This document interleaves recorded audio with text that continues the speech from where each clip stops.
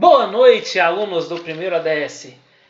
Mais um momento com vocês. Vamos aqui trabalhar um pouco mais sobre os conceitos que nós já vimos e temos usado, na disciplina de algoritmos e lógica de programação. Continuando o nosso conteúdo, nós vamos dar uma revisada em alguns pontos que nós já vimos algumas vezes, que é o ponto das variáveis. Já foi falado isso em sala, inclusive na aula presencial, mas agora, usando o Visual G como apoio, vamos trabalhar um pouquinho melhor esses conhecimentos, tá joia?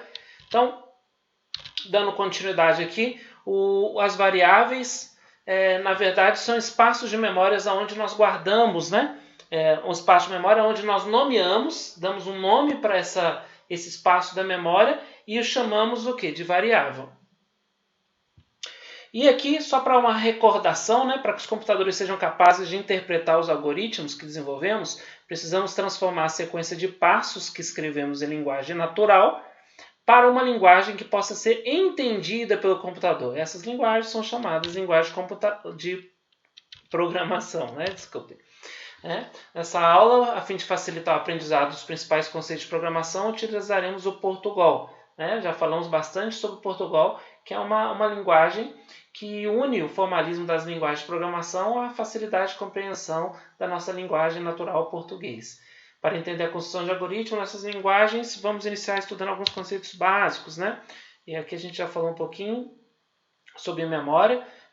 O primeiro conceito mais básico, a memória é utilizada para armazenar tanto as instruções dos programas, aí a gente chama isso de memória de programa, quanto os dados utilizados pelos mesmos, aí a gente chama memória de dados. Então, normalmente você tem uma memória de programa e uma memória de dados. E aqui uma definição importante do Farrer, Esse aqui é um autor e aqui é a data que ele escreveu. Qualquer programa para ser executado tem que estar na memória, tá? Ao desenvolvermos nossos algoritmos, frequentemente precisamos armazenar dados referentes ao problema. Por exemplo, eu vou fazer uma soma. Primeiro eu pego o primeiro número, o número 1, depois o segundo número, somo os dois e salvo numa terceira variável que é o resultado. E aqui tem outros exemplos, como nome, resultado de uma operação. E para armazenar esses dados, precisamos solicitar ao computador que ele reserve uma área da memória para nosso uso. A forma de solicitar ao computador que reserve memória é chamada de declaração de variáveis. Quando eu declaro uma variável, eu estou solicitando ao computador que ele reserve o espaço da memória e nomeie de acordo com o que nós fizemos na declaração. Tá? Aqui a palavra var é utilizada para indicar o início do bloco de declaração de variáveis, e isso aqui, entenda-se que no Portugal, tá bom, gente? Não é em todos os softwares que nós vamos trabalhar, todas as linguagens que nós vamos trabalhar dessa forma. Com relação à variável, o nome da variável, Quando solicitamos que o computador reserve um espaço de memória, temos de informar como vamos nos referir, Qual vai ser o nome que nós vamos dar a esse espaço de memória. Assim, toda variável tem um nome através do qual é referenciada.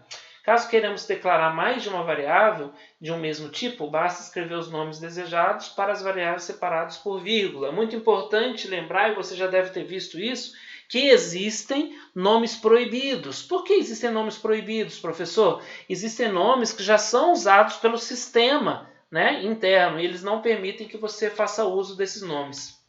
Tá?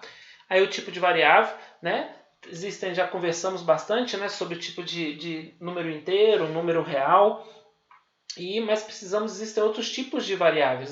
Por quê? Precisamos informar o tipo de dado que armazenaremos na variável, para que o computador saiba o tamanho do espaço de memória que reservará.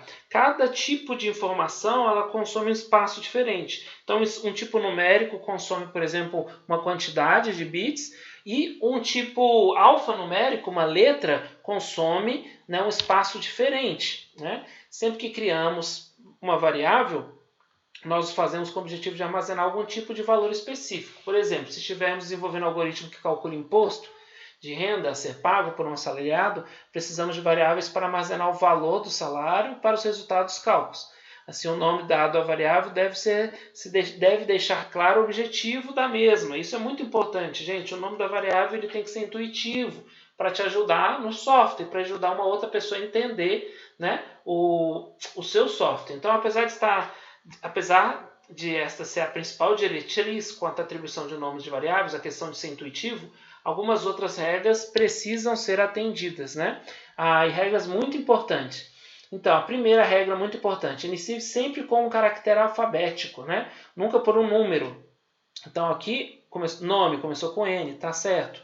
Um nome, primeiro nome, né? Tá errado, não ponha número primeiro. Sempre um caractere. Não utilize esses caracteres especiais, né? Então tá lá, o nome com isso aqui vai identificar um vetor, uma matriz, mas nunca põe aqui uma multiplicação, porque isso aqui vai gerar confusão para o software, né? Mais, vezes, dividido, isso seria um problema. Na verdade, o parênteses aqui, gente, ele não pode ser usado, né? O que pode ser usado é chaves, né? A gente vai ver que chaves representa vetor ou matriz. Não coloque espaço em branco ou hífen entre nomes, tá? Então, não pode deixar espaço em branco, tá? Nem esse tipo de hífen. Utilize, se necessário, o underline. O underline é permitido. Crie suas variáveis com nomes sugestivos. A gente já falou sobre isso, né? E aí, quais são os tipos de variável? O tipo fácil, que a gente já trabalhou bastante, normalmente é muito utilizado na prática, é o tipo inteiro, né? Que são tipos numéricos, que é números inteiros, que abrange tanto os números positivos quanto os negativos, mas desde que não tenham vírgula, né? Por exemplo, qual que é a sua idade? É um número inteiro, a gente já falou sobre isso, né? Eu não falo eu tenho 20 anos e meio, não existe isso, né? Tipo real, já falamos sobre isso também, já são números com vírgula, né? Aqui no caso ponto, são positivos e negativos. Tipo caractere, né? Declarar um caractere, variáveis do tipo que utilizam para uma letra, né? Nesse caso. Já viram que o caractere acabou funcionando para mais de uma letra também, nós já usamos esse exemplo. Tá? Mas normalmente o caractere aqui é F ou M, né? Para masculino ou feminino, sim ou não, S ou N, etc. Tipo cadeia é quando você tem várias letras, né? Vários caracteres seguidos, né? Um nome ou um endereço, uma mensagem, alguma coisa do tipo. Tipo lógico é simplesmente verdadeiro ou falso, 0 ou 1. Tá? Então o tipo de sintaxe a gente já colocou aqui, né? Falamos um pouquinho, aqui são os nomes da variável, na frente é o tipo de variável. Um exemplo prático aqui, né? Peso, 2 pontos, é tipo real. Idade, 2 pontos inteiro. Nome, 2 pontos cadeia. Ou caractere, que a gente já viu. Aqui tem alguns exercícios, tá? Que eu queria que vocês fizessem. Como que eu faço? Tenho certeza se está certo ou errado? Fácil, né? Olha o exercício, olha aqui, ó. Nome, será que esse tipo de variável obedece às regras? Nós vamos ver que sim, porque foi o que a gente viu aqui no quadro. Foi até o exemplo, né? Aqui, nome. O próximo exemplo, tem um lá que já está errado, que é esse aqui, né? Que começa com número.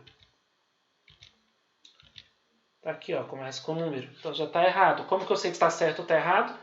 Através do próprio conteúdo, tá joia? Continuando aí. Atividades, algumas atividades para vocês fazerem. Constantes. Quando que eu uso uma constante? Gente, constante é quando eu tenho um número que ele é fixo, mas em algum momento da minha vida ele pode ser alterado. Como que é isso, professor? Deixa eu pensar no exemplo.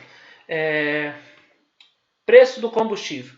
Então, o preço do combustível do meu software, ele aparece em vários locais. Para eu não ter que escrever o mesmo número em vários locais do software, o preço de combustível, eu crio uma variável que eu vou chamar ela de constante, né? E lá em cima eu declaro um valor para ela. Então, combustível é igual a, sei lá, R$3,50. Aí, quando o combustível mudar de preço, isso acontece com uma certa frequência, em vez de eu sair mudando o preço do combustível no software inteiro, eu mudo apenas o valor lá em cima declarado da variável, que era uma constante. Tá? Isso é muito comum, mas provavelmente vocês vão entender melhor quando a gente tiver um exemplo clássico, né? Por exemplo, aqui a taxa, o FGTS recolhido. Hoje é 8%, né? Então é uma constante, mas pode ser que no futuro próximo isso aqui caia ou isso aqui aumente. Aí você já fez a parte de declaração.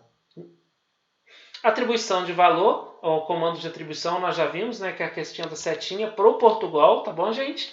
Muito importante isso, gente. Isso, a atribuição de valor no Portugal é uma setinha, tá bom? Por exemplo, a gente viu lá, né, quando eu quero atribuir, salvar dentro de nota o valor 10, eu ponho 10, setinha, aí estou atribuindo o valor 10 na variável nota, né? Aqui está explicando um pouquinho também como que eu faço para fazer comentário. E comandos de entrada e de saída também, nós já conversamos sobre isso, né? Comando de entrada de dados é o leia. Basicamente, é uma função responsável por ler o que o usuário digitou e armazenar o valor na variável indicada, né? Então, aqui dentro a gente coloca a variável e o usuário vai digitar no teclado. Na hora que ele apertar Enter, o que ele digitou vai para a variável que vai estar aqui dentro. Aqui temos um exemplo. E aí também temos o comando de saída. O comando de saída é o famoso escreva, né? Que é uma função responsável por escrever no monitor uma mensagem para o usuário, né? E também já vimos alguns exemplos com relação a isso aí, do escreva, né? Alguns exemplos, né? Quando a gente quer mostrar um texto, a gente põe ele entre aspas, né? Para mostrar o que está dentro desse texto. Quando eu quero mostrar o conteúdo de uma variável, eu coloco a variável aqui sem aspas. Então, eu vou mostrar o que está dentro dessa variável. E aqui o terceiro caso que nós já trabalhamos também, se eu quero mostrar um texto e na frente o valor da variável, o texto eu ponho entre aspas e a variável eu coloco só o nome da variável e separo isso por vírgula. Aqui mais algumas atividades que seria muito importante vocês executarem, tá bom? Isso aqui vocês podem, né, trabalhar bastante em casa e desenvolver, né, a curiosidade de vocês. Aqui tem alguns exemplos, né? Eu faço algoritmo, fluxograma e teste de mesa. Nós estamos bastante treinados com isso aí, né? E aqui um exemplo parecido com o que a gente já tem feito, um pouco mais bem elaborado. Não deixem de fazer esses exemplos em casa, pessoal. Quem pratica é quem vai mais longe. Não se esqueçam disso.